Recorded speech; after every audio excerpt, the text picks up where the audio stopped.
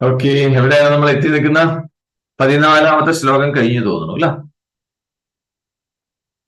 14 കഴിഞ്ഞു. യെസ്. 14-ാമത്തെ ശ്ലോകത്തില് പറഞ്ഞു, അർജുനോട് പറയുകയാണ്, അർജുന എപ്പോഴും അല്ലെ, എല്ലാ സമയത്തും മനസ്സ് വേറൊന്നിലും ചെന്നു പറ്റാതെ, മനസ്സ് വേറൊന്നിനോടും മുട്ടിപ്പിടിക്കാതെ ആരാണോ ദിവസേന എന്നെ സ്മരിക്കുന്നത്, അപ്പൊ മനസ്സ് വേറൊന്നിന്റെയും പിന്നാലെ പോവാതെ ഭഗവാനെ തന്നെ സ്മരിച്ചുകൊണ്ടിരുന്നു കഴിഞ്ഞാൽ എന്താണ്ടാവുക? ഭഗവാനുമായി ചേർന്ന് നിൽക്കണം അല്ലെ? അങ്ങനെയുള്ള ആ യോഗിക്ക് ഞാൻ എപ്പോഴും എവിടെയും എളുപ്പത്തിൽ അവൈലബിൾ ആണോ എന്നാണ് ഭഗവാൻ പറഞ്ഞത് അല്ല. അവർക്ക് അങ്ങനെയുള്ളവർക്ക്, എന്നെ സ്മരിച്ചു കൊണ്ടിരിക്കുന്നവർക്ക് ഞാൻ സുലഭമാണ്, ഞാൻ സുലഭനാണ് എന്ന് പറഞ്ഞു ഭഗവാൻ. അതാണ് പറഞ്ഞു. ഇനി അടുത്ത ശ്ലോകത്തിൽ പറയാൻ പോകുന്നത്, അങ്ങനെ ഭഗവാനെ സുലഭമായി എന്ന് വിചാരിക്കുക അല്ലെ. അങ്ങനെ ഭഗവാനെ നമുക്ക് വേണ്ട രീതിയിൽ കിട്ടിക്കഴിഞ്ഞാൽ ഇനി അതുകൊണ്ടുള്ള നേട്ടം എന്താണ് ഇനി പറയാനായിട്ട് പോകുന്നത് 15-ാമത്തെ ശ്ലോകത്തിൽ. ആ ബ്രഹ്മത്തിനെ നമുക്ക് നേടിക്കഴിഞ്ഞാൽ അല്ലെ, അത് സുലഭമായി കഴിഞ്ഞാൽ പിന്നെ എന്ത് നേട്ടമാണ് ഉണ്ടാവുക? 15-ാമത്തെ ശ്ലോകത്തില് ഭഗവാൻ അതിനുള്ള മറുപടിയാണ് പറയുന്നത്. ചൊല്ലിക്കൊള്ളു, അൺമ്യൂട്ട് ചെയ്തിട്ട്.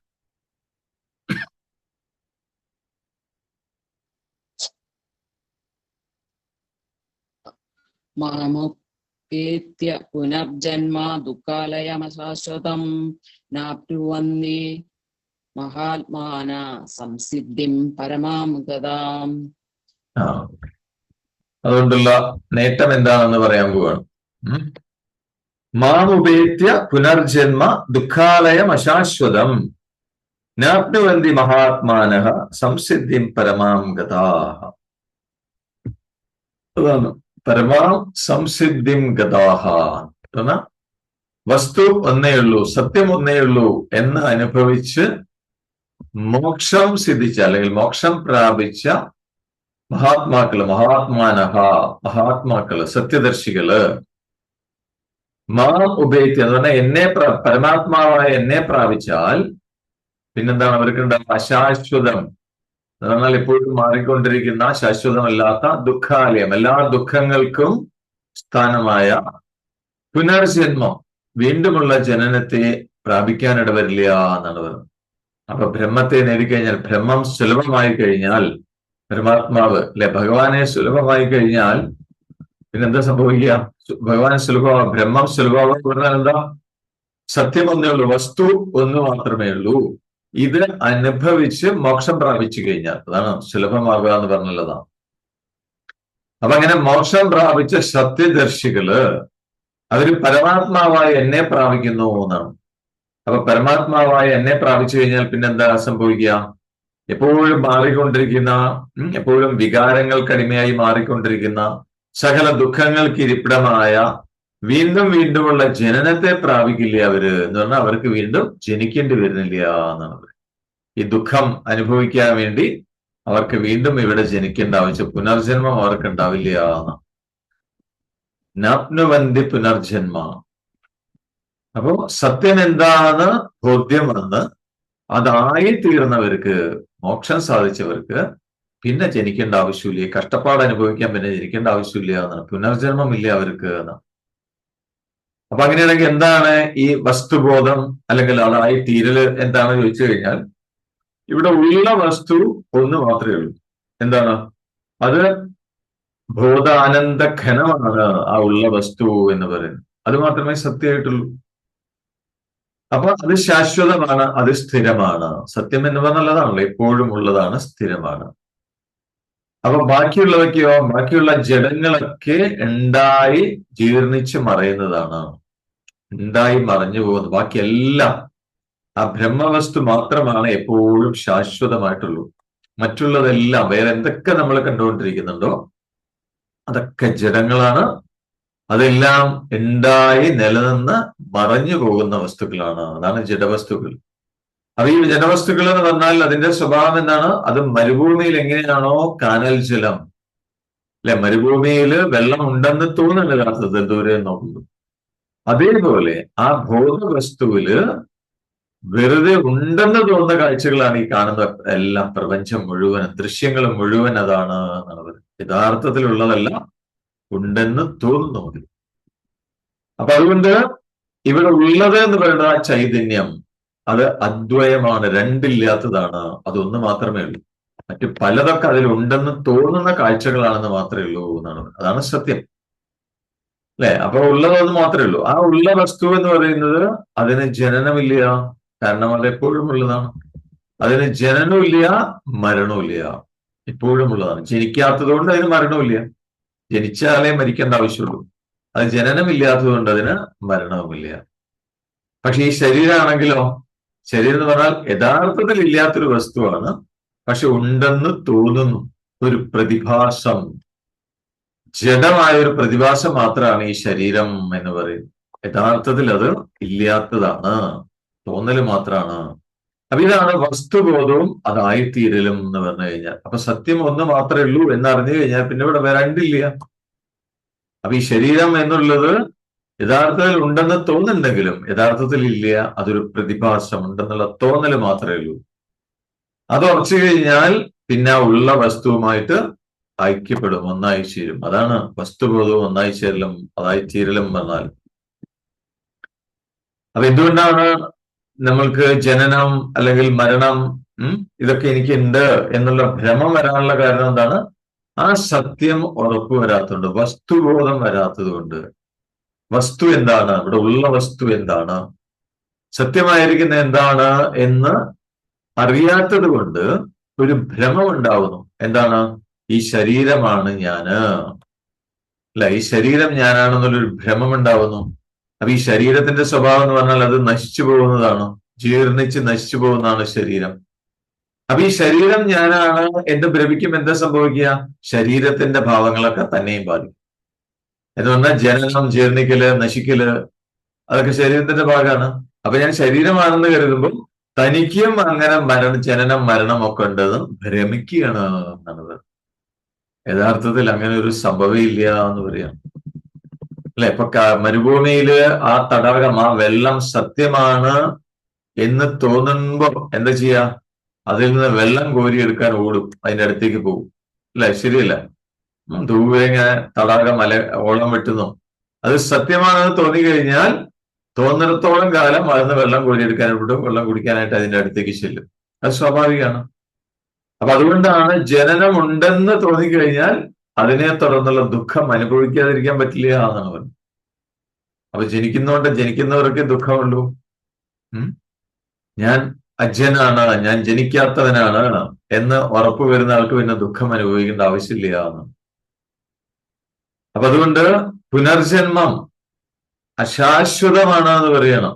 തുടർന്നുള്ള ജന്മങ്ങളൊക്കെ അശാശ്വതമാണ്, പിന്നെ ദുഃഖാലയമാണെന്നും പറയുന്നുണ്ട്, അല്ലെ? അത് ആ പുനർജന്മം എന്നുള്ള യഥാർത്ഥത്തിൽ ശാശ്വതമല്ല, അങ്ങനെയൊന്നുമില്ല യഥാർത്ഥത്തിൽ. പക്ഷെ ഉണ്ടെന്ന് തോന്നിക്കഴിഞ്ഞാലോ പിന്നെ അതുമായി ബന്ധപ്പെട്ട ദുഃഖം അതുകൊണ്ടാണ് ദുഃഖാലയം എന്ന് പറയാനുള്ള കാരണം. അപ്പൊ ഇവിടെ സത്യം എന്ന് പറയുന്നത് ബോധം, ആനന്ദം, അല്ലെ? അതൊന്ന് മാത്രമേ ഉള്ളൂ. ആ ബോധാനന്ദ ഘനമായ വസ്തു ഒന്ന് മാത്രമേ ഉള്ളൂ. അതിങ്ങനെ തിങ്ങി നിറഞ്ഞു നിൽക്കുകയാണ് എല്ലായിടത്തും, അത് മാത്രമേ ഉള്ളൂ എന്നാണ്. അതാണ് സത്യം. അപ്പൊ അത് ഞാൻ തന്നെയാണ്, ആ വസ്തു എന്ന് പറയുന്ന ആ സത്യം ഞാൻ തന്നെയാണെന്ന് അനുഭവിച്ചു കഴിഞ്ഞാൽ അപ്പൊ പിന്നെ എന്താ ഉണ്ടാവുക? അത് ജനിക്കണില്ല, മരിക്കണില്ല, എപ്പോഴും ഉള്ളതാണ്. അപ്പൊ അത് ഞാനാണെന്ന് അനുഭവിച്ചു കഴിഞ്ഞാൽ പിന്നെ ഈ അനുഭവം ഉണ്ടാവും, തനിക്ക് ജനനമില്ല, മരണമില്ല, ജീർണിക്കലൊന്നുമില്ല. മനസ്സിലായോ? പിടികിട്ടിയോ? ഇതിനാണ് പരമമായ സംസിദ്ധി എന്ന് പറഞ്ഞാൽ. അതാണ് അങ്ങേയറ്റത്തെ സിദ്ധി. ഈ സിദ്ധി നേടാൻ സാധിച്ച, ഈ സിദ്ധി കൈവന്ന മഹാത്മാക്കൾക്ക് അവര് സ്വയം തിരിച്ചറിയുന്ന പുനർജന്മം എന്ന് പറഞ്ഞൊരു സംഗതി ഇല്ല എന്ന് മാത്രമല്ല, താൻ ഇതിനു മുമ്പ് ഒരിക്കലും ജനിച്ചിട്ടേ ഇല്ല എന്ന് അവർ അനുഭവിച്ചറിയണോ എന്നാണ് പറയുന്നത്. കാരണം ജനിക്കാത്ത, നശിക്കാത്ത, എപ്പോഴുമുള്ള വസ്തുവുമായിട്ട് ഒന്നായി ചേർന്ന് കഴിഞ്ഞു. അതുമായി ചേർന്ന് കഴിഞ്ഞാൽ പിന്നെ അതിന്റെ ഗുണമാണ് ചേർന്ന ആൾക്കുണ്ടാവുക, അല്ലെ? ശരിയല്ല? അപ്പൊ അവർക്കും അത് അനുഭവിക്കാൻ സാധിക്കും. എനിക്ക് ജനനമില്ല, മരണമില്ല, ഞാൻ ഇതുവരെ ജനിച്ചിട്ടില്ല, എനിക്ക് മരണമില്ല, ഇനി ഇതിന് ശേഷം എനിക്ക് പുനർജന്മവുമില്ല എന്ന് അവര് അനുഭവിച്ചറിയുന്നു എന്നാണ് പറയുന്നത്. അപ്പോ ആ ശുദ്ധമായിട്ടുള്ള ആ ഒരു വസ്തു അതിനെയാണ് അനുഭവിക്കേണ്ടത്. യഥാർത്ഥത്തിൽ ഉള്ളതിനെയാണ് അനുഭവിക്കേണ്ടത്, ഉള്ള വസ്തുവിന്. ഇനി അങ്ങനെ സാധിക്കില്ല എന്ന് വിചാരിക്കുക. അപ്പൊ ആ ഉള്ള വസ്തുവിനെ അനുഭവിക്കാൻ സാധിക്കുന്നില്ലെങ്കിൽ പിന്നെ എന്താ സംഭവിക്കുക? പിന്നെ അനുഭവിക്കുന്നത് ഏതെങ്കിലും രൂപത്തിലുള്ള ജഡത്തെയാണ് അനുഭവിക്കുക. മനസ്സിലായി? അതാണ് ഈ ശരീരം ഞാനാണ് എന്ന് തോന്നാനുള്ള കാരണം. അതാണ് കാരണം ഉള്ളതിനെ അനുഭവിക്കാൻ പറ്റുന്നില്ല. അപ്പൊ പിന്നെ ഉള്ളതായി തോന്നുന്നത് ഈ ശരീരമാണ്, അല്ലെ? അതിനെ അനുഭവിക്കാൻ അത് ഞാനാണെന്ന് കരുതുന്നു. അപ്പൊ അങ്ങനെയുള്ള ജഡാനുഭവമാണ് ഉണ്ടാവുക. അങ്ങനെയാണെങ്കിൽ എന്താ സംഭവിക്കുക? അതിന്റെ ജനന മരണം പരിണാമം, അല്ലെ, അതൊക്കെ അനുഭവിച്ച് തീരുള്ളൂ എന്നാണ് പറയുന്നത്. അപ്പൊ ഉള്ള വസ്തുവിന്റെ അനുഭവം ഉണ്ടായിട്ടില്ലെങ്കിൽ പിന്നെ ജഡാനുഭവം ഉണ്ടാവും. അപ്പൊ ജഡാനുഭവം ഉണ്ടായി കഴിഞ്ഞാൽ അതിന്റെ ആവർത്തിച്ചുള്ള ജനിക്കുക, മരിക്കുക, അല്ലെ, പരിണമിക്കുക, അങ്ങനെയുള്ള കാര്യങ്ങള് എല്ലാ ലോകങ്ങളിലും സംഭവിച്ചേ തീരുള്ളൂ എന്ന് ഭഗവാൻ പറയാണ്. അങ്ങനെ ധരിച്ചു കഴിഞ്ഞാൽ. ഇപ്പൊ 16-ാമത്തെ ശ്ലോകത്തില് അതാണ് പറയാൻ പോകുന്നത്. 16-ാമത്തെ ശ്ലോകം ചൊല്ലി.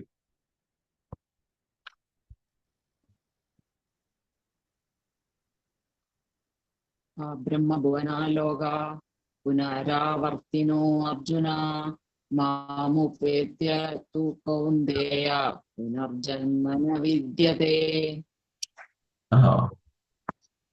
ഓക്കെ, അടുത്ത ശ്ലോകത്തിൽ പറയുന്നു 16-ാമത്തെ.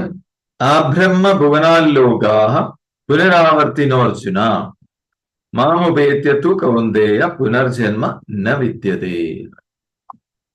അർജുനോട് പറയണം, അല്ലയോ അർജുന, ആ ബ്രഹ്മഭുവനാത് എന്ന് പറഞ്ഞാൽ ബ്രഹ്മാവിന്റെ ലോകം മുതൽക്ക് ഇങ്ങോട്ട്, ലോക എന്ന് പറഞ്ഞാൽ ഇങ്ങോട്ടുള്ള എല്ലാ ലോകങ്ങളും, ബ്രഹ്മാവിന്റെ ലോകം തൊട്ട് ഇങ്ങോട്ടുള്ള എല്ലാ ലോകങ്ങളും പുനരാവർത്തിനഹ എന്ന് പറഞ്ഞാൽ വീണ്ടും വീണ്ടും ആവർത്തിക്കും, ഉണ്ടായും മറഞ്ഞും ജനിച്ചും മരിക്കുന്നതാണ് ലോകങ്ങൾ മുഴുവൻ. ബ്രഹ്മാവിന്റെ ലോകം തൊട്ട് എല്ലാം തന്നെ ആവർത്തിച്ച് ഉണ്ടായി നശിച്ച് വീണ്ടും ഉണ്ടായി, അങ്ങനെ ആ ഒരു ചക്രത്തിൽ പോയിക്കൊണ്ടിരിക്കുകയാണ് എന്ന് പറയാം. പുനരാവർത്തിനോർജുന ആ ബ്രഹ്മഭുവനാലോക, ബ്രഹ്മാവിന്റെ ലോകം മുതൽ ഇങ്ങോട്ടുള്ള ലോകങ്ങൾ മുഴുവൻ, എല്ലാ ലോകങ്ങളും ആവർത്തിച്ചുകൊണ്ട് ഉണ്ടാവുന്നു, മറിഞ്ഞു പോകുന്നു, വീണ്ടും ജനിക്കുന്നു, മരിക്കുന്നു, ഇങ്ങനെ നടന്നുകൊണ്ടിരിക്കുകയാണ് എന്ന് പറയുന്നത്. അർജുനോട് അല്ലയോ കൗന്ദയ, കുന്തിപുത്ര, മാ ഉപേത്യത്തു, നീ പരമാത്മാവായി എന്നെ പ്രാപിച്ചാലോ പുനർജന്മ ആവർത്തിച്ചുള്ള ഈ ജനന മരണം ന വിദ്യത, പിന്നെ സംഭവിക്കില്ല എന്ന് പറയണം. മനസ്സിലായി? അപ്പൊ എല്ലാ ലോകങ്ങളും, കാരണം അതൊക്കെ ജഡമാണ് നേരത്തെ പറഞ്ഞു അല്ലെ, ഇവിടെ ഉള്ളതൊക്കെ ഈ ദൃശ്യങ്ങളായിട്ട് കാണുന്നത് മുഴുവൻ ജഡമാണ് എന്ന് പറഞ്ഞു. അപ്പൊ ജഡം എന്ന് പറഞ്ഞാൽ അത് ഉണ്ടായി നിലനിന്ന് നശിച്ചു പോകുന്നതാണ്. അപ്പൊ ബ്രഹ്മാവിന്റെ ലോകം മുതൽ ഇങ്ങോട്ട് എല്ലാ ലോകങ്ങളും അങ്ങനെയാണ്, ആവർത്തനമുള്ളതാണ്, പുനരാവർത്തി ഉള്ളതാണ്, ഉണ്ടാവലും നശിക്കൽ ഉള്ളതാണ്. അതേസമയം പരമാത്മാവായ എന്നെയാണ് പ്രാപിക്കുന്നതെങ്കിലോ പിന്നെ ഒരിക്കലും ഈ ജനന മരണങ്ങൾ ആവർത്തിച്ച് സംഭവിക്കില്ല എന്ന് അർജുനനോട് പറയും. മനസ്സിലായോ? അപ്പോ എന്നെയാണ് പ്രാപിക്കേണ്ടത്, അതാണ് മോക്ഷം എന്ന് പറയുന്നത്. എന്നെ പ്രാപിച്ചു കഴിഞ്ഞാൽ പിന്നെ ജനന മരണങ്ങൾ ഒരിക്കലും സംഭവിക്കില്ല. ലോകാഹ പുനരാവർത്തിനഹ എന്നാണ്. ഈ ലോകങ്ങൾ മുഴുവൻ ജനന മരണങ്ങൾ ഉള്ളതാണ്. അപ്പൊ ഇതെങ്ങനെയാന്ന് ചോദിച്ചു കഴിഞ്ഞാൽ പല ഉദാഹരണങ്ങൾ പറയാറുണ്ട്. അതിലൊന്ന് ഇതാണ്. ഇപ്പൊ ആ ബ്രഹ്മം എന്ന് പറയുന്നത് നിശ്ചലമാണ്, പരബ്രഹ്മം വളരെ നിശ്ചലമാണ്, അല്ലെ, ബോധാനന്ദ ഘനമാണ്, നിശ്ചലമാണ്. അപ്പൊ എങ്ങനെയാണ് സൃഷ്ടി നടക്കണമെന്നുള്ളത്, പ്രപഞ്ചം ഉണ്ടാവുന്നത് നേരത്തെ സൂചിപ്പിച്ചു അല്ലെ, അതില് ശക്തി സ്പന്ദിച്ചുകൊണ്ടാണ് ബാക്കിയെല്ലാം ഉണ്ടാകുന്നത്. അപ്പൊ ഈ ശക്തി സ്പന്ദനം തന്നെ ജഡമാണെന്നും പറഞ്ഞു. അപ്പൊ ഈ ശക്തി സ്പന്ദിക്കാൻ തുടങ്ങിക്കഴിഞ്ഞാൽ അല്ലെ, അത് ആ സ്പന്ദനം തുടങ്ങിക്കഴിഞ്ഞാൽ പിന്നെന്താ സംഭവിക്കുക? ഒരു ചുരുള് നിവരുന്നത് പോലെ ലോകങ്ങൾ ഉണ്ടാവും എന്നാണ് പറയുന്നത്. ചുരുള് നിവരുന്ന പോലെ എന്ന് പറഞ്ഞു കഴിഞ്ഞാൽ ഒരു വലിയൊരു ചിത്രം, വലിയൊരു ക്യാൻവാസിൽ ചിത്രം വരച്ചിട്ടുണ്ട് എന്ന് വിചാരിക്കാം. ആ ചിത്രത്തിനെ അങ്ങനെ ചുരുട്ടി വെച്ച്, ആ ക്യാൻവാസിൽ കുറേ ചിത്രങ്ങളുണ്ട്, അതിനെങ്ങനെ ചുരുട്ടി വെച്ചിരിക്കുകയാണെന്ന് വിചാരിക്കാം. അതിനെ ചുരുട്ടി വെച്ചിരിക്കണോ, അതിനെ ഒരറ്റത്ത് നിവർത്താൻ തുടങ്ങിക്കഴിഞ്ഞാൽ ചിത്രങ്ങൾ ഇങ്ങനെ പ്രത്യക്ഷപ്പെടും അല്ലെ. അത് വീണ്ടും ചുരുട്ടി കഴിഞ്ഞാലോ ചിത്രങ്ങളൊക്കെ അപ്രത്യക്ഷമാകും. അപ്പൊ അതേപോലെയാണ് ശക്തി സ്പന്ദിക്കുന്നതോടുകൂടി ചുരുള് നിവരുന്ന പോലെ ലോകങ്ങൾ ഉണ്ടാവുകയാണ്, ഉണ്ടായതായിട്ട് തോന്നുന്നു എന്നാണ് പറയുന്നത്. മനസ്സിലായോ? അപ്പൊ ഈ ശക്തി സ്പന്ദിക്കുന്ന സമയത്ത് അപ്പൊ ശക്തിയുടെ സ്പന്ദനത്തിന്റെ ഗതിയിൽ ഓരോ ഘട്ടത്തിലും ഉണ്ടാവുന്നതാണ് ലോകങ്ങള് എന്നാണ് പറയുന്നത്. ഓരോരോ ഘട്ടത്തിൽ ഓരോരോ ലോകങ്ങളാണ് ഉണ്ടാവുക. അപ്പൊ ഈ ശക്തി സ്പന്ദിച്ചു തുടങ്ങിക്കഴിഞ്ഞാൽ ആദ്യം പ്രകടമാവുന്നത് ബ്രഹ്മലോകമാണ് എന്നുള്ളത്. പിന്നെ അതിനെ തുടർന്നാണ് മറ്റു ലോകങ്ങളൊക്കെ ഉണ്ടാവുന്നത്. പക്ഷെ കുറെ കഴിഞ്ഞാൽ ഒരു സ്റ്റേജ് കഴിഞ്ഞത് എന്തായി, ഇത് നേരെ തിരിച്ചു വരും എന്ന് പറഞ്ഞാൽ ഇത് ചുരുളാൻ തുടങ്ങും. അപ്പൊ സൃഷ്ടി എന്ന് പറയുന്നത് ഈ ചുരുള് നിവരലാണ്. പ്രളയം എന്ന് പറഞ്ഞാലോ ഈ ചുരുണ്ടത് നിവർന്നത് വീണ്ടും ചുരുണ്ട് വരുന്നതാണ്. അപ്പൊ സ്പന്ദനഗതി പിന്നെ പുറകിലേക്കാണ് വരിക എന്നാണ് ഒരു സ്റ്റേജ് കഴിഞ്ഞാൽ. അപ്പൊ അത് പുറകോട്ട് ചുരുളാൻ തുടങ്ങിക്കഴിഞ്ഞാൽ പിന്നെ ലോകങ്ങളൊക്കെ അപ്രത്യക്ഷമാവും. അതാണ് ജനനം, മരണം, ഉണ്ടായാലും നശിക്കലും മറയലും. അതാണ്. അപ്പൊ ഈ ഒരു പ്രോസസ്, ഈ ഒരു പ്രക്രിയ ആ സത്യവസ്തുവിൽ തുടർന്നുകൊണ്ടേയിരിക്കുകയാണ്. അനാദിയായിട്ട് തുടർന്നുകൊണ്ടിരിക്കുകയാണ്. അനന്തമായി ഇങ്ങനെ തുടർന്നുകൊണ്ടിരിക്കുകയാണ്. നേരത്തെ പറഞ്ഞു അത് ഇതിന്റെ സ്വഭാവമാണ് എന്ന് പറഞ്ഞു അല്ലെ. അതിൽ നിന്ന് ഇങ്ങനെ ചുരുള് വരുന്ന പോലെ പുറത്തേക്ക് വരുന്ന ലോകങ്ങള് ചുരുളുന്ന പോലെ തിരിച്ച് അതിലേക്ക് തന്നെ ലയിച്ചു ചേരുന്നു. അത് തുടർന്നുകൊണ്ടേയിരിക്കുകയാണ്. ആ വസ്തുവിൽ അത് നടന്നുകൊണ്ടേയിരിക്കുന്നുണ്ട് എന്നുള്ളത്. പക്ഷെ അതിൽ ആ ചിത്രങ്ങൾക്ക് യഥാർത്ഥത്തിൽ ഒരു മാറ്റം ഉണ്ടാവണില്ല എന്നാണ് പറയുന്നത്. ഒന്നിന്റെ തന്നെ ആവർത്തനമാണ് നടന്നുകൊണ്ടിരിക്കുന്നത് അല്ലെ. ഇപ്പൊ ഒരു ചിത്രം, കുറെ ചിത്രങ്ങൾ വരച്ച ഒരു ക്യാൻവാസ്, അതിങ്ങനെ നിവർത്തുമ്പോൾ ചിത്രങ്ങൾ പ്രത്യക്ഷപ്പെടുന്നു, ചുരുളുമ്പോൾ ചിത്രങ്ങൾ അപ്രത്യക്ഷമാവുന്നു. വീണ്ടും നിവർത്തി കഴിഞ്ഞാലോ അതേ ചിത്രങ്ങൾ തന്നെയാണ് പ്രത്യക്ഷമാവുന്നത്, വീണ്ടും ചൊല്ലുമ്പോൾ അപ്രത്യക്ഷമാവുന്നു. അപ്പൊ ഇവിടെ പരമാത്മാവിനെ ഒരു ചിത്രകാരനായിട്ടാണ് കണക്കാക്കുന്നത് അല്ലെ. പരമാത്മാവാകുന്ന ചിത്രകാരൻ ഈ പ്രകൃതിയാവുന്ന ക്യാൻവാസ് അത് നിവർത്തിയും ചുരുട്ടിയും ഇങ്ങനെ ലോകമാകുന്ന ചിത്രങ്ങളെ പ്രദർശിപ്പിക്കുകയാണ് എന്നാണ് പറയുന്നത്.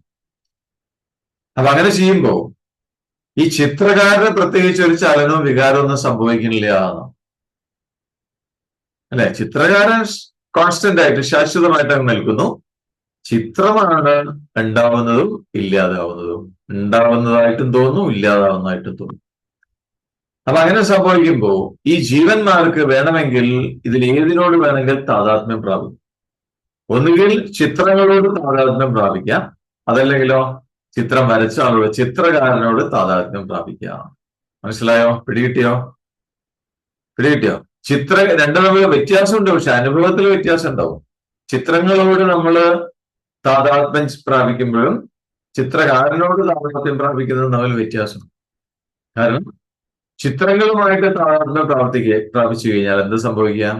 അത് ഈ ചുരുട്ടലും നിവർത്തലും ചുരുട്ടലും എന്ന് പറഞ്ഞാൽ ജനനം മരണം അത് തുടർന്ന് വേണ്ടി വരും എന്നാണ് പറയുന്നത്.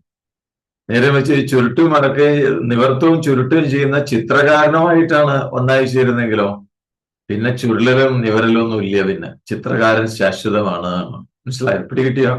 അതുകൊണ്ടാണ് ഭഗവാൻ പറഞ്ഞ എന്നെ പ്രാപിച്ചാൽ പിന്നെ പുനർജന്മം വേണ്ടി വരില്ല എന്ന് പറയാനുള്ള കാരണം. അപ്പോ ആ ശക്തിസ്പന്ദനം ഉൾപ്പെടെ അതൊക്കെ ജഡപ്രപഞ്ചമാണ്. അത് മുഴുവൻ പ്രകൃതിയുടെ വെറും റിപ്പീറ്റേഷൻ, ആവർത്തനമാണ്. ഇത് ഓർത്തുവെക്കണം എന്ന് പറയാം. ലോകങ്ങൾ മുഴുവൻ ആവർത്തിച്ചു വന്നുകൊണ്ടിരിക്കുന്നു. അപ്പൊ സാധാരണ ജീവിതം എന്ന് പറയുന്നത് ജനിച്ച് മരിക്കുന്നതായിട്ടൊക്കെ കാണുന്നുണ്ട് അല്ലെ. അങ്ങനെ ഒരു സംശയം വരാം, സാധാരണ ജീവിതങ്ങൾ ജനിച്ചു മരിക്കുന്നതായിട്ട് തോന്നുന്നുണ്ടല്ലോ, പക്ഷെ ബ്രഹ്മലോകത്തിന് അങ്ങനെ ഉള്ളതായിട്ട് കാണുന്നില്ല. അങ്ങനെ ഒരു സംശയം വരും. ബ്രഹ്മലോകം എപ്പോഴും ഉള്ളതായിട്ട് തോന്നുന്നു. അതേപോലെ സൂര്യൻ, ചന്ദ്രൻ തുടങ്ങി സൗരയൂഥത്തിലെ ഘടകങ്ങളൊക്കെ തുടർന്ന് നിലനിൽക്കുന്നുണ്ട്. നമ്മൾ മരിക്കുന്നു, പക്ഷെ നമ്മൾ മരിച്ചാലും സൂര്യൻ ചന്ദ്രനും ഒക്കെ നിലനിൽക്കുന്നുണ്ട്. അപ്പൊ അതിനുണ്ടാവലും നശിക്കലുമില്ല, അത് എപ്പോഴും ഇല്ലേ. ഇതതിനൊരു തെളിവാണല്ലോ. സൂര്യൻ ചന്ദ്രനും എപ്പോഴും ഉള്ളതായിട്ട് നമുക്ക് കാണപ്പെടുന്നു. എന്തൊരു സംശയം വരാന്ന് പറയാം. അപ്പൊ ബ്രഹ്മലോകം ഇങ്ങനെ അപ്രത്യക്ഷമാവുന്നുണ്ടെങ്കിൽ പിന്നെ ഇതൊന്നും കാണില്ലല്ലോ. സൂര്യൻ ചന്ദ്രനിൽ നിന്ന് കാണാൻ പാടില്ലല്ലോ. അങ്ങനെ സംശയം വരാം. അതേപോലെ അതിനെ നിയന്ത്രിക്കുന്ന ബ്രഹ്മാവ് അദ്ദേഹത്തിന്റെ ലോകം ഇല്ല എന്ന് പറഞ്ഞാൽ പിന്നെ ഇതിനൊക്കെ എന്താ പ്രസക്തി എന്നൊരു സംശയം വരാം. ഈ സംശയത്തിന് മറുപടി പറയാണ് ഭഗവാൻ അടുത്ത ശ്ലോകത്തില്. 17ാമത്തെ ശ്ലോകം ചൊല്ലുക.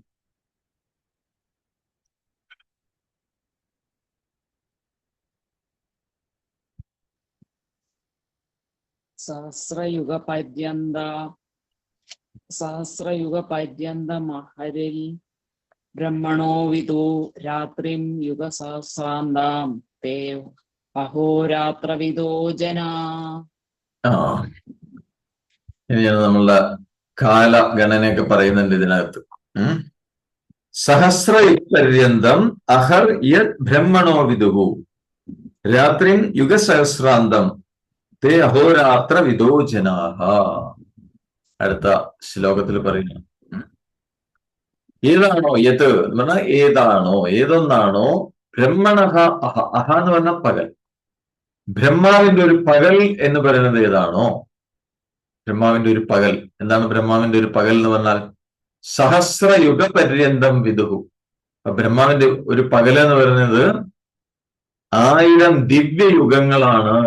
ഇത് ആരാണോ അറിയുന്നത്, 1000 ദിവ്യയുഗങ്ങൾ, ദിവ്യവർഷമല്ല, ദിവ്യയുഗങ്ങൾ ആണ് ബ്രഹ്മാവിന്റെ ഒരു പകല് എന്ന് ആരാണോ അറിയുന്നത്, രാത്രിയും. അതേപോലെ ബ്രഹ്മാവിന്റെ ഒരു രാത്രി എന്ന് പറയുന്നതും യുഗസഹസ്രാന്താം 1000 ദിവ്യയുഗങ്ങളാണ് എന്ന് ആരാണോ അറിയുന്നത്, തേ അഹോരാത്രവിദ ജനാഹ, അവരാണ് യഥാർത്ഥത്തിൽ പകലും രാത്രിയും അറിയുന്ന ആളുകൾ എന്നാണ് പറയുന്നത്. മനസ്സിലായോ? അപ്പൊ ബ്രഹ്മാവിന്റെ പകൽ എന്ന് പറയുന്ന ഏതാണോ അത് 1000 ദിവ്യയുഗങ്ങളാണ്. അതുപോലെ ബ്രഹ്മാവിന്റെ ഒരു രാത്രി എന്ന് പറയുന്നതും 1000 ദിവ്യങ്ങൾ, 2000 ദിവ്യയുഗങ്ങളാണ് ബ്രഹ്മാവിന്റെ ഒരു ദിവസം എന്ന് പറയുന്നത്. അപ്പൊ ഇത് ആരാണോ അറിയുന്നത് അവരാണ് യഥാർത്ഥത്തിൽ പകലും രാത്രിയും അറിയുന്ന ആളുകൾ എന്നാണ് പറയുന്നത്. ഇത് വളരെ രസമാണ്. നമ്മളുടെ ഈ കാലം, സമയം എന്നൊക്കെ പറയുന്നത് എത്രത്തോളം ഉണ്ട് എന്നുള്ളത് പറയുന്നുണ്ട്. യഥാർത്ഥത്തിൽ കാലം എന്നാണ് യോഗവാസിത്വത്തിൽ പറയുന്നുണ്ട് അല്ലെ. കാലം എന്ന് പറയുന്നത്, സമയം എന്ന് പറയുന്നത് മനസ്സിന്റെ ഒരു ഘടകമാണ്. അപ്പൊ മനസ്സ് എന്ന് പറയുന്നത് യഥാർത്ഥത്തിൽ ഇല്ലാത്തതാണെങ്കിൽ പിന്നെ ഈ കാലം ഉണ്ടോ എന്നാണ് ചോദിക്കുന്നത്. ടൈം എന്ന് പറയുന്ന ഒരു സംഗതി ഉണ്ടോ എന്നാണ് ചോദിക്കുന്നത്. എല്ലാവരും ഇവിടെ ഉണ്ടോ? കേൾക്കണ്ടല്ലോ അല്ല? ശ്രദ്ധിച്ചു കേൾക്കണം. ഓക്കെ. ഇപ്പോ സാധാരണ നമ്മൾ എങ്ങനെയാണ് സമയം കണക്കാക്കാന്ന് ചോദിച്ചു കഴിഞ്ഞാൽ, നമ്മളുടെ ലോകത്തില്, മനുഷ്യന്റെ ലോകത്തില് പകലും രാത്രിയാണ് കാലത്തിന്റെ സ്ഥിര ഘടകമായിട്ട് നമ്മൾ കണക്കാക്കുന്നത്. ശരിയല്ലേ? 24 മണിക്കൂർ ദിവസം 12 ഭാഗങ്ങള്, അതിൽ പകലും രാത്രിയും. ഇതാണല്ലോ നമ്മളെ സമയം നിശ്ചയിക്കുന്ന പ്രധാനപ്പെട്ട ഒരു ഘടകം. അതാണ് രാത്രി പകലുമാണ്. അപ്പൊ മനുഷ്യലോകത്തിലെ പകലും രാത്രിയാണ് കാലത്തിന്റെ സ്ഥിരമായ ഘടകങ്ങള് എന്ന് കരുതുന്ന ആളുകള്, അവർക്ക് കാലം എന്താണെന്ന് അറിയില്ല എന്നാണ് പറയുന്നത്. അതുപോലെ പകലും രാത്രി എന്ന് പറഞ്ഞാൽ എന്താണെന്ന് അവർ അറിഞ്ഞിട്ടില്ല, അറിയാത്തവരാണ് എന്ന് പറയും. എന്താ അങ്ങനെ പറയാൻ കാരണം? ശരിക്കും പറഞ്ഞാൽ കാലം എന്ന് പറഞ്ഞൊരു സംഗതി ഇല്ല എന്നാണ് പറയുന്നത്. കാലം, ടൈം എന്ന് പറഞ്ഞൊരു സംഗതി ഇല്ല, അങ്ങനെ ഒരു വസ്തു ഇല്ല എന്നാണ്. പിന്നെന്താണ് ഈ കാലം എന്ന് ചോദിച്ചാൽ, സമയം എന്ന് പറഞ്ഞാൽ എന്താണ്? ബ്രഹ്മം സനാതനമാണെന്ന് പറഞ്ഞു അല്ലെ, ശാശ്വതമാണ്. അതില് ബ്രഹ്മത്തില് ആ ശക്തി സ്പന്ദനം തുടങ്ങുന്നതോടുകൂടി, കർമ്മചലനം തുടങ്ങുന്നതോടുകൂടി പല ദൃശ്യങ്ങൾ ഉണ്ടാവുന്നു. ആ ദൃശ്യങ്ങളുടെ കർമ്മങ്ങൾ താരതമ്യം ചെയ്യുമ്പോൾ ഉണ്ടാവുന്ന ഒരു തോന്നലാണ് കാലം എന്നാണ് പറയുന്നത്. അതൊന്നും എക്സ്പ്ലെയിൻ ചെയ്യുന്നുണ്ട്. മനസ്സിലായോ? കാലം അത്രേ ഉള്ളൂ. കാരണം ബ്രഹ്മം സനാതനമാണ്, അതിനെ സംബന്ധിച്ച് കാലമില്ല ബ്രഹ്മത്തിനെ സംബന്ധിച്ച്. പക്ഷെ അതില് മായ ശക്തി സ്പന്ദനം തുടങ്ങുന്നു, കർമ്മചലനം ആരംഭിക്കുന്നു, അങ്ങനെ വിവിധ ദൃശ്യങ്ങൾ പ്രത്യക്ഷപ്പെടുന്നു. ആ ദൃശ്യങ്ങളുടെ കർമ്മങ്ങൾ, അതിനെ നമ്മൾ ശ്രദ്ധിക്കുമ്പോഴാണ്, അതിനെ താരതമ്യം ചെയ്യുമ്പോഴാണ് ഉണ്ടാവുന്ന ഒരു തോന്നലാണ് കാലം എന്നാണ് പറയുന്നത്. അപ്പൊ കാലം എന്ന് പറഞ്ഞാൽ ആ പദത്തിന്റെ അർത്ഥം തന്നെ പ്രപഞ്ച ദൃശ്യങ്ങളെ ഉണ്ടാക്കുന്നത് എന്ന് പറയാം, അല്ലെങ്കിൽ എണ്ണി കടത്തിവിടുന്നത് കാലമാണ് എന്നാണ് പറയുന്നത്. അപ്പൊ ഇവിടെ നമ്മളുടെ ലോകത്ത്, മനുഷ്യലോകത്തില് കാലത്തിന്റെ ഘടകം എന്ന് പറയുന്നത് ഇവിടുത്തെ പകലും രാത്രിയാണ് അല്ലെ? ശരിയല്ല? നമ്മുടെ പകലും രാത്രിയാണ് ഇവിടെ കാലത്തിന്റെ പ്രധാനപ്പെട്ട ഒരു ഘടകം. അപ്പൊ എന്തിനെയാണ് നമ്മൾ പകലും രാത്രിയായിട്ട് നമ്മൾ വിഭജിക്കുന്നത്? യഥാർത്ഥത്തിൽ അങ്ങനെ പകല് രാത്രി എന്ന് പറഞ്ഞ് വിഭജിക്കാൻ പറ്റുന്ന എന്തെങ്കിലും ഉണ്ടോ എന്നാണ് ചോദിക്കുന്നത് ഇവിടെ. ഉണ്ടെങ്കിൽ അത് സൂര്യനെ ബേസ് ചെയ്തുകൊണ്ട്, സൂര്യനെ അടിസ്ഥാനമാക്കി ഭൂമിയുടെ ചലനം മാത്രമാണ് ഈ പകലും രാത്രിയും എന്ന് പറയുന്നത്. ആണോ അല്ലയോ? അല്ലെ? ശരിയല്ലേ? അതാണ് നേരത്തെ പറഞ്ഞ ബ്രഹ്മത്തില് കർമ്മചലനം ആരംഭിക്കുമ്പോൾ ഉണ്ടാവുന്ന ദൃശ്യങ്ങള് തമ്മിൽ താരതമ്യം ചെയ്തിട്ടാണ് കാലം മനസ്സിലാക്കുന്നതെന്ന് പറയാനുള്ള കാരണം അതാണ്. ഇപ്പൊ ഇവിടെ രാത്രി പകല് എന്ന് പറയുന്നത് സൂര്യനെ ബേസ് ചെയ്ത് അല്ലെങ്കിൽ സൂര്യനെ മുൻനിർത്തി അതുമായി ബന്ധപ്പെട്ട് ഭൂമിയുടെ ചലനം മാത്രമാണ് രാവും പകലും. ശരിയല്ല? ക്ലിയർ ആയല്ലോ? അതാണ് രാവും പകലും എന്ന് പറയുന്നത്. അപ്പോ പകരം രാത്രി എന്ന് പറയുന്നത് സൂര്യന്റെയും ഭൂമിയുടെയും കർമ്മങ്ങള്. സൂര്യൻ അവിടെ ജ്വലിച്ചുകൊണ്ടിരിക്കുന്നത് സൂര്യന്റെ കർമ്മം. ഭൂമി സൂര്യനെ ഭ്രമണം ചെയ്യുന്നു, അത് ഭൂമിയുടെ കർമ്മം. അപ്പൊ സൂര്യന്റെയും ഭൂമിയുടെയും കർമ്മങ്ങളെ തമ്മിൽ താരതമ്യം ചെയ്യുമ്പോഴാണ് പകലും രാത്രിയും ഉള്ളതായിട്ട് തോന്നുന്നത്. ഇപ്പൊ ക്ലിയർ ആയോ? അല്ല, ഇതിനെ തമ്മിൽ താരതമ്യം ഉണ്ടാവുന്ന ഒരു തോന്നല് മാത്രമാണ് രാത്രിയും പകലും എന്ന് പറയും.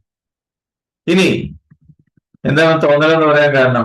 ഇതിനെ തമ്മിൽ കമ്പയർ ചെയ്യുമ്പോൾ മാത്രമേ രാവും പകലുള്ളൂ. ഇനി വേറൊരു കാര്യം നമുക്ക് ആലോചിച്ച് നോക്കാം. ഇപ്പൊ സൂര്യനിൽ ജീവജാലങ്ങൾ ഉണ്ട് എന്ന് വിചാരിക്കുക. സൂര്യനിൽ ജീവജാലങ്ങൾ ഉണ്ടാവില്ല, പക്ഷെ ഉണ്ടെന്ന് വിചാരിക്കുക. അങ്ങനെ സൂര്യനിൽ ജീവജാലങ്ങൾ ഉണ്ടെങ്കിൽ അപ്പൊ സൂര്യനിലെ പകലും രാത്രിയും എങ്ങനെയായിരിക്കും, എങ്ങനെ കണക്കാക്കുക എന്നാണ് ചോദിക്കുന്നത്. ശരിയല്ല? സൂര്യനിൽ പകലും രാത്രി കണക്കാക്കാൻ പറ്റുമോ? മനസ്സിലാവുന്നുണ്ടോ? പിടികിട്ടുന്നുണ്ടോ? എല്ലാരും ഇവിടെ ഉണ്ടാവും. സംഗതി ആകെ പ്രശ്നമാവുമോ? അല്ല, സൂര്യനിൽ പകലും രാത്രി കണക്കാക്കാനായിട്ട് പറ്റില്ല. അപ്പൊ ഭൂമിയിൽ പകലും രാത്രി കണക്കാക്കുന്നത് സൂര്യനുമായി ബന്ധപ്പെടുത്തിയിട്ടാണ്. അപ്പൊ എന്തായാലും സൂര്യനിൽ ഇനി അങ്ങനെ പകലും രാത്രി ഉണ്ടെങ്കിലും ഭൂമിയിലുള്ള പകലും രാത്രി ആയിരിക്കില്ല സൂര്യനിൽ. അത് ഉറപ്പാണല്ലോ. വ്യത്യാസം ഉണ്ടാവും അവിടെ, അല്ലെ? അത് വ്യത്യാസം ഉണ്ടാവും എന്തായാലും. അപ്പൊ നമ്മളുടെ ഋഷീശ്വരന്മാര് എന്ന് പറഞ്ഞാൽ സത്യം കണ്ടെത്തിയിട്ടുള്ള സത്യദർശികളായ നമ്മളുടെ ആചാര്യന്മാര്, ഋഷീശ്വരന്മാര് കാലത്തെ ഗണിച്ചിട്ടുണ്ട്. അതിനൊരു ക്രമം അവരുണ്ടാക്കിയിട്ടുണ്ട് എന്ന് പറയണം. നമ്മൾ ഋഷീശ്വരന്മാരുണ്ടാക്കിയിട്ടുണ്ട്. എന്താണ് ഈ കാലം? അപ്പൊ അതിലാണ് അവർ പറയുന്നത് മനുഷ്യരുടെ ഒരു മാസം എന്ന് പറയുന്നത് പിതൃക്കൾക്ക് ഒരു ദിവസമാണ് എന്നാണ്. നമ്മളെ മരിച്ചുപോയ ആളുകളിലെ പിതൃക്കള്, അവരുടെ ഒരു ദിവസം നമ്മൾ ഒരു മാസമാണ്, മനുഷ്യന്റെ ഒരു മാസമാണ്. എന്ന് പറഞ്ഞാൽ ഒരു മാസത്തില് കൃഷ്ണപക്ഷമുണ്ട്, ശുക്ലപക്ഷമുണ്ട്, അല്ലെ? അതില് മനുഷ്യരുടെ കൃഷ്ണപക്ഷം പിതൃക്കളുടെ പകലും ശുക്ലപക്ഷം രാത്രിയാണ്. അപ്പൊ നമ്മൾ ഒരു മാസം എന്ന് പറയുന്നത് പിതൃക്കൾക്ക് ഒരു ദിവസമാണ്. ഇനി അതേപോലെ നമ്മളുടെ മനുഷ്യരുടെ ഒരു കൊല്ലം, ഒരു വർഷം എന്ന് പറയുന്നത് ദേവന്മാർക്ക് ഒരു ദിവസമാണ് എന്നാണ്. നമ്മളുടെ ഒരു കൊല്ലം എന്ന് പറയുന്നത് ദേവന്മാരുടെ ഒരു ദിവസം എന്ന് പറഞ്ഞാൽ നമ്മളുടെ ഉത്തരായണം 6 മാസം അവർക്ക് പകലും, നമ്മളുടെ ദക്ഷിണായനം 6 മാസം അവർക്ക് രാത്രി. അപ്പൊ നമ്മൾ ഒരു വർഷമാണ് ദേവന്മാരുടെ ഒരു ദിവസം. അപ്പൊ ഇങ്ങനെ ദേവന്മാരുടെ എന്ന് പറഞ്ഞാൽ 6 മാസം ഉത്തരായണം ദക്ഷിണായനം, അതാണ് പകലും രാത്രി. ഇനി ഇങ്ങനെ ദേവന്മാരുടെ ഇതുപോലുള്ള 6300 ദിവസങ്ങളാണ് ഒരു ദിവ്യ വർഷം എന്ന ഒരു ഡിവൈൻ ഇയർ. 6300 ദിവസങ്ങൾ. ഏത് ദിവസങ്ങള്? ഇവിടെ ദിവസം എന്ന് പറഞ്ഞാൽ നമ്മൾ ഒരു വർഷമാണ്, ഒരു കൊല്ലാണ്. അപ്പൊ മനസ്സിലാവുന്നുണ്ടോ? പിടികിട്ടുന്നുണ്ടോ? അങ്ങനെ വല്ലാതെ പ്രശ്നമാകുന്നുണ്ടെങ്കിൽ വിട്ടോളൂ. അപ്പൊ 6300 ദിവസങ്ങളാണ്, ദേവന്മാരുടെ ദിവസങ്ങളാണ് ഒരു ദിവ്യ വർഷം എന്ന് പറയുന്നത്. ഇനി അതുപോലുള്ള 12000 ദിവ്യവർഷങ്ങളാണ് ദേവന്മാരുടെ ഒരു യുഗം അല്ലെങ്കിൽ ദിവ്യയുഗം എന്നാണ് അതിന് പറയുന്നത്. അപ്പൊ ദേവന്മാരുടെ 1000 ദിവ്യയുഗങ്ങളാണ് ബ്രഹ്മാവിന്റെ ഒരു പകല് എന്നർത്ഥം. അപ്പൊ നമുക്ക് എങ്ങനെ ബ്രഹ്മലോകം അപ്രത്യക്ഷമാണെന്ന് നമുക്ക് കാണാൻ പറ്റുമോ? കാരണം 12000 ദിവ്യവർഷങ്ങളാണ് ഒരു യുഗം. അങ്ങനത്തെ 1000 ദിവ്യയുഗങ്ങളാണ് ബ്രഹ്മാവിന്റെ ഒരു പകല്. നമുക്ക് സങ്കല്പിക്കാൻ പറ്റില്ല. അപ്പൊ രാത്രി എന്ന് പറയുന്നതോ അതേപോലെ 1000 ദിവ്യയുഗങ്ങളാണ് ബ്രഹ്മാവിന്റെ ഒരു രാത്രി എന്ന് പറഞ്ഞാൽ 2000 ദിവ്യയുഗങ്ങളാണ് ബ്രഹ്മാവിന്റെ ഒരു ദിവസം എന്ന് പറയും. അപ്പൊ അറിഞ്ഞുകൊണ്ടാരും ബ്രഹ്മാവിനെ തപസ് ചെയ്യരുത്. കാരണം ഇനി അഥവാ തപസ് ചെയ്ത് പ്രത്യക്ഷപ്പെട്ട ബ്രഹ്മാവ് പറയും ഞാൻ ഇപ്പൊ വരാട്ടോ എന്ന് പറഞ്ഞ് പോയി കഴിഞ്ഞാൽ ഇനി ചിലപ്പോ ഒരു 10,000-12,000 വർഷം കഴിഞ്ഞിട്ട് വരുള്ളൂ. കാരണം ബ്രഹ്മാവിന് ഇപ്പൊ എന്ന് പറഞ്ഞാൽ അത്രയേ ഉള്ളൂ, അല്ല? അപ്പോ ഒരു ദിവ്യയുഗം എന്ന് പറഞ്ഞാൽ മനുഷ്യന്റെ സംബന്ധിച്ച് 4 യുഗങ്ങൾ ചേർന്നതാണ്, അല്ലെ? കൃതയുഗം, ത്രേതായുഗം, ദ്വാപരയുഗം, കലിയുഗം. ഇത് നാലും കൂടി ചേർന്ന ഈ ഒരു ദിവ്യയുഗമാണ്. അപ്പൊ മനുഷ്യരുടെ 1000 ചതുർയുഗങ്ങളാണ് ബ്രഹ്മാവിന്റെ ഒരു പകല്, അങ്ങനെ പറയാം.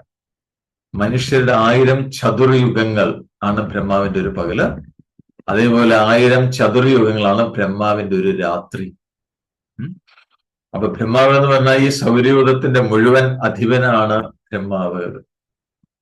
അതുകൊണ്ട് തന്നെ സൗരയൂഥത്തിലെ ഘടകങ്ങളുടെ ജനന മരണങ്ങൾ എന്ന് പറയുന്നത് ബ്രഹ്മാവിന്റെ ഉണ്ടാവലും ലയിക്കലുമായിട്ട് ബന്ധപ്പെട്ടായതുകൊണ്ട് മനുഷ്യന്മാർക്ക് അതിനെ നേരിട്ട് അറിയാൻ പറ്റില്ല എന്നാണ് പറയുന്നത്. കാരണം ബ്രഹ്മാവിന്റെ രാത്രിയാവുമ്പോൾ ഈ ഉണ്ടായതെല്ലാം മറഞ്ഞു പോകും. അതാണ് പ്രളയം എന്ന് പറയുന്നത്. ഉണ്ടായത് മുഴുവൻ, സൃഷ്ടിക്കപ്പെട്ടത് മുഴുവൻ മറഞ്ഞു പോകും. അപ്പൊ ബ്രഹ്മാവിന്റെ പകല് തുടങ്ങുമ്പോഴോ ഈ മറഞ്ഞു പോയത് മുഴുവൻ വീണ്ടും പ്രത്യക്ഷപ്പെടും. അതാണ് സൃഷ്ടി. അപ്പൊ ബ്രഹ്മാവിന്റെ പകല് എന്ന് പറയുന്നത് സൃഷ്ടിയാണ്, ബ്രഹ്മാവിന്റെ രാത്രി എന്ന് പറയുന്നത് പ്രളയമാണ്. അപ്പൊ ബ്രഹ്മാവിന്റെ പകലിനെയും രാത്രിയും കുറിച്ച് അറിവുള്ളവരെ മാത്രമാണ് കാലബോധമുള്ളവർ എന്ന് പറയാൻ പറ്റുള്ളൂ എന്നാണ് പറയുന്നത്. അപ്പൊ മറ്റുള്ളവർക്കൊക്കെ ഈ ആദിയും അന്തവും ഇല്ലാത്ത കാലത്തെക്കുറിച്ച് എന്തറിയാം എന്നാണ് ചോദിക്കുന്നത് ഭഗവാൻ. ഒന്നും അറിയില്ല എന്നാണ്. മനസ്സിലാവുന്നുണ്ടോ? പിടികിട്ട് ടഫ് തന്നെയാണ്, മനസ്സിലാക്കാൻ ബുദ്ധിമുട്ട് തന്നെയാണ്. പക്ഷെ അതാണ് സത്യം എന്ന് പറയുന്നത്. അപ്പൊ ഈ ബ്രഹ്മാവിന്റെ പകലും രാത്രിയും ഇനി പ്രപഞ്ചവുമായിട്ട് എങ്ങനെ ബന്ധപ്പെടുന്നത് എന്നുള്ളതാണ് വിവരിക്കുന്നത്. അത് നമുക്ക് നാളെ നോക്കാം. ഓക്കെ, സുഖമായിട്ടിരിക്കൂ. കണ്ണുകൾ അടച്ചു വെക്കാം. ഇന്ന് ആകെ ഇങ്ങനെ കൺഫ്യൂഷൻ ആവേണ്ട ഒന്നിങ്ങനെ കുടഞ്ഞു കളഞ്ഞോളൂ. എല്ലാം കുടഞ്ഞിങ്ങോട്ട് കളയാക്കി ജസ്റ്റ് കേട്ടാൽ മാത്രം മതി. എന്താണ് ഇത്തിരി മനസ്സിലാക്കിയാൽ മതി. നമ്മളുടെ ഈ സമയം എന്നൊക്കെ പറയുന്നത് വളരെ നിസ്സാരമാണെന്ന് കണക്കാക്കിയാൽ മതി. അത്രേ ഉള്ളൂ അല്ലെ? അപ്പോ ഈ വർഷങ്ങളുമായിട്ട് ഇപ്പൊ നേരത്തെ പറഞ്ഞല്ലോ 1000 ചതുർയുഗങ്ങളാണ് മനുഷ്യരുടെ 1000 ചതുർയുഗങ്ങളാണ് ബ്രഹ്മാവിന്റെ ഒരു പകല് പറഞ്ഞു. അതുപോലെ മനുഷ്യരുടെ 1000 ചതുർയുഗങ്ങളാണ് ബ്രഹ്മാവിന്റെ ഒരു രാത്രി എന്ന് പറഞ്ഞു. അപ്പൊ അങ്ങനെ ഇരിക്കുന്ന സമയത്ത് നമ്മൾ ആയുസ് എന്ന് പറഞ്ഞാൽ എത്രയുണ്ട്? മാക്സിമം 100 കൊല്ലം. ശരിയല്ലേ? അത് മനസ്സിലാക്കിയാൽ മതി. അതൊന്ന് ആലോചിച്ചാൽ മതി. മാക്സിമം 100 കൊല്ലമേ. അത് വളരെ സമുദ്രത്തിൽ ഒരു ഡ്രോപ്പ് വീഴുന്ന പോലെയുള്ളൂ.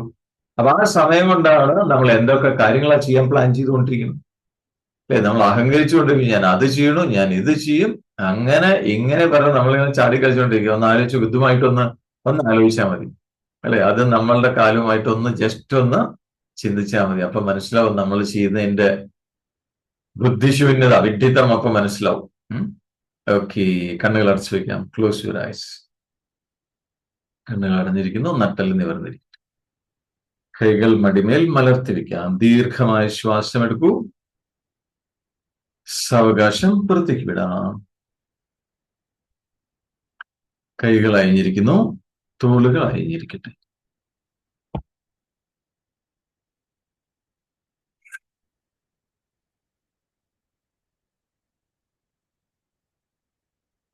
ഉള്ളിൽ അനുഭവപ്പെടുന്ന നിശ്ചലത, ശാന്തത, അതിൽ വിശ്രമിക്കുന്നു.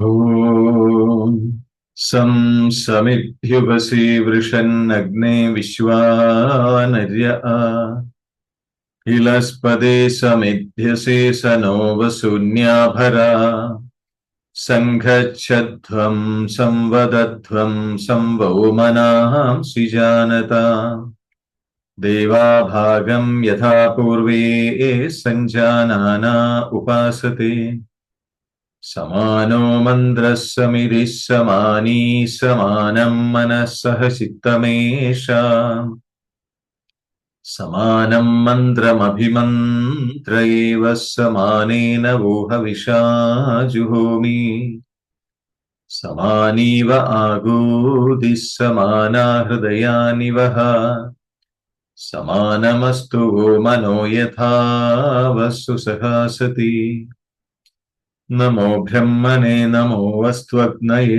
നമ പൃഥവ്യേ നമ ഓഷധീഭ്യഃ നമോ വാചേ നമോ വാചസ്പതയേ നമോ വിഷ്ണവേ ബൃഹദേ കരോമി.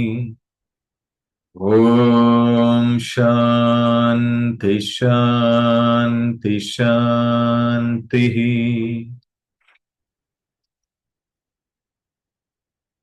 ദീർഘമായ ശ്വാസമെടുക്കാം. സാവകാശം വൃത്തിക്കിടാം.